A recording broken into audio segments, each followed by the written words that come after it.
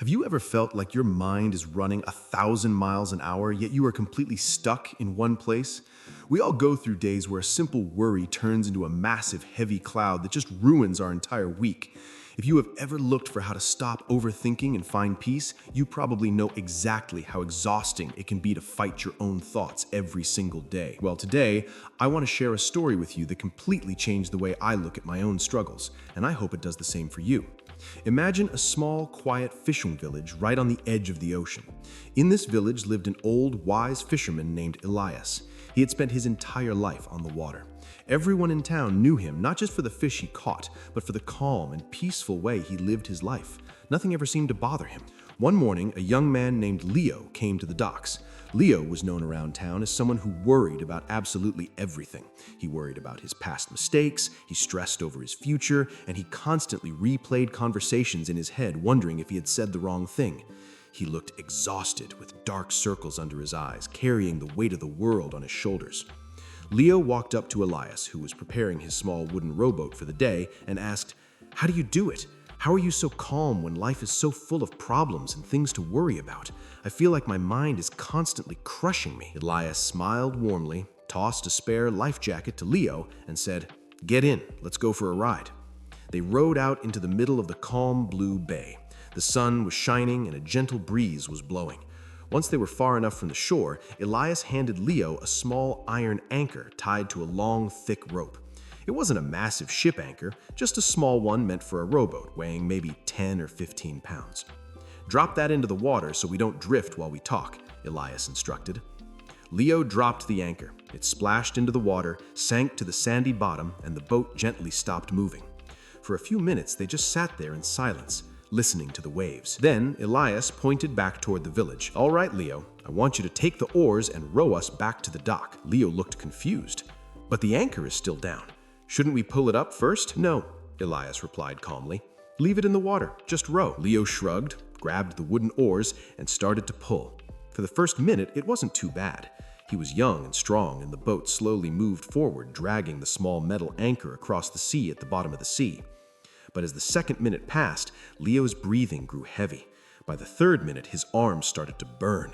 The friction of the anchor dragging across the seafloor made the boat feel like it was made of lead.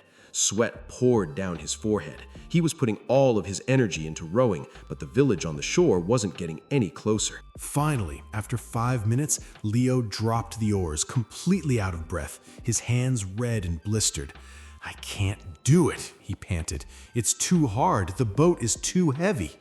Elias looked at him and asked, "Did the anchor get bigger while you were rowing?" "No," Leo said, catching his breath. "It's the same size." "Did it gain more weight?" "No, of course not," Leo replied, a bit frustrated. "But dragging it behind me the whole time creates resistance. It drains all my energy. I'm fighting against the anchor to move forward." Elias smiled and leaned back. And that, my friend, is exactly the psychology of stress and anxiety. The anchor is your daily problems, your past mistakes, and your worries about tomorrow. When a problem first happens, it's just a small anchor. It has a specific weight. If you look at it, deal with it, and then pull it up and put it away, you can move forward easily. Leo listened closely, suddenly understanding where the old man was going with this. Elias continued, "But what you are doing in your life is dragging the anchor. You have a problem, but instead of solving it or accepting it, you keep it dropped in the water and you try to row through your day. You drag your regrets from yesterday and you drag your fears about tomorrow. You overthink every little detail.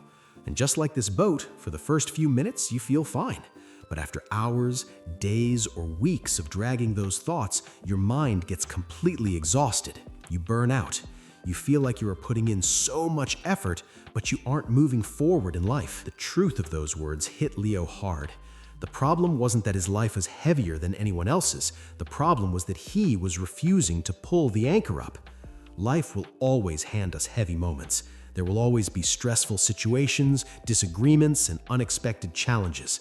But problems are only meant to be held for a short time so we can learn from them and fix them. If we keep holding on to them, overthinking them, and dragging them with us everywhere we go, they will eventually drain every ounce of happiness and energy we have.